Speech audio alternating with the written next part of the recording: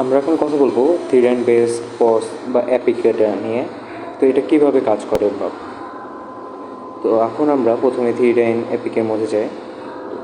তো এটা হচ্ছে ইউজার আইডি দিয়ে লগ ইন করে নিতে হবে প্রথমে আমাদেরকে। তখন আমরা ইউজার আইডি দিয়ে লগ ইন করে নিই।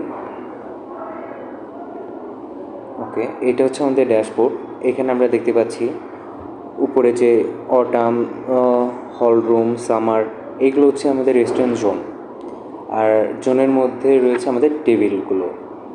যেমন আমরা অটামে দেখতে পাচ্ছি অটাম 1 থেকে 5টা টেবিল আছে এবং হলরুমে আছে 1 থেকে 5টা। তো প্রত্যেকটা জোনে আমাদের টেবিল সেট করা রয়েছে।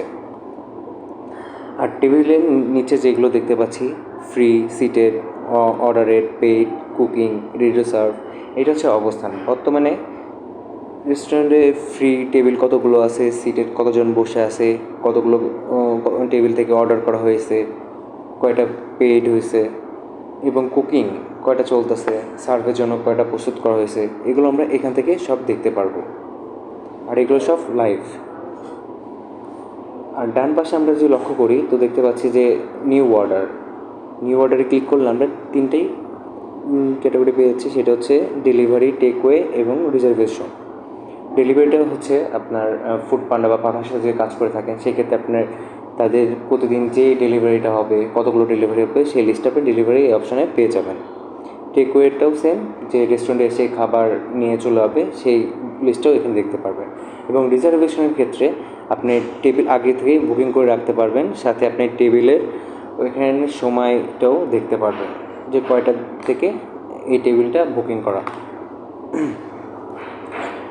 এখন আমরা দেখি যে এটা ব্যবহার করব কিভাবে। তো প্রথমে আমরা অর্ডার নেওয়ার জন্য প্রথমে আমাদের টেবিল সিলেক্ট করতে হবে। তো আমরা অটামে চলে যাই, অটাম থেকে 1 এবং 2 নাম্বার টেবিল সিলেক্ট করি।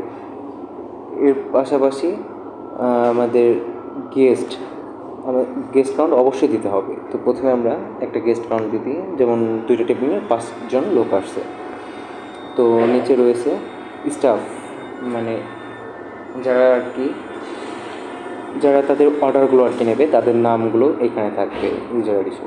তো এখান থেকে আমরা সিলেক্ট করি।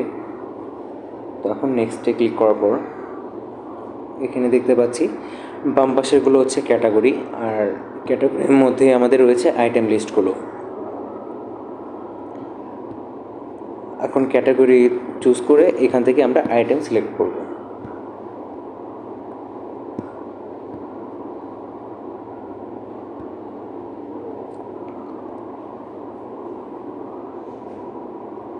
এখন আমরা যদি চাই তো সেক্ষেত্রে আমরা গেস্ট পিনও করতে পারি। ক্লিক করলে এই 3টে আইটেমের গেস্ট পিন একটা বের হয়ে আসবে, আর কিচেন পিনও বের হবে। আর তার পাশাপাশি আমরা এখানে দেখতে পাচ্ছি যে সাব টোটাল কত টাকা হয়েছে, ভ্যাট কত টাকা যোগ করা হয়েছে, ডিসকাউন্ট যদি দিয়ে থাকি সেক্ষেত্রে আমরা ডিসকাউন্টের এটাও এখান থেকে দেখতে পারবো। তারপরে সার্ভিস চার্জও এখানে অ্যাড করা হয়েছে এবং টোটাল কত টাকা হয়েছে সেটা এখানে উল্লেখ করা হয়েছে। এখন আমরা এখান থেকে কনফার্ম অর্ডারে দিই।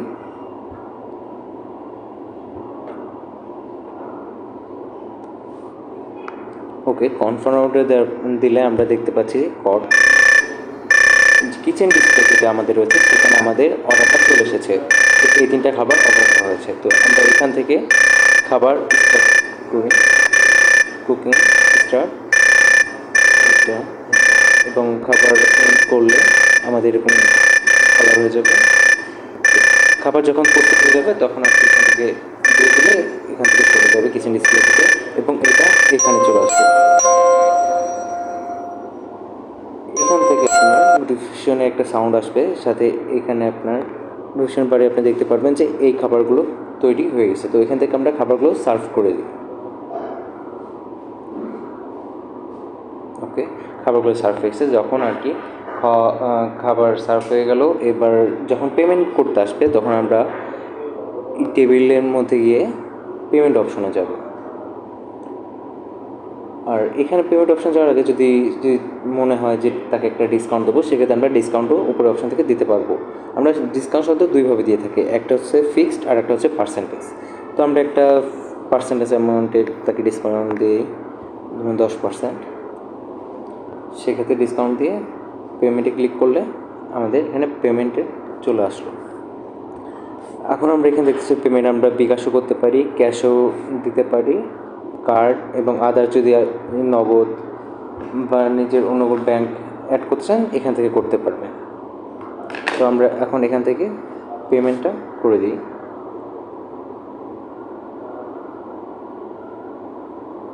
পেমেন্টটা হয়ে গেলে এখন একটা রিসিপ্ট বের হয়ে আসবে।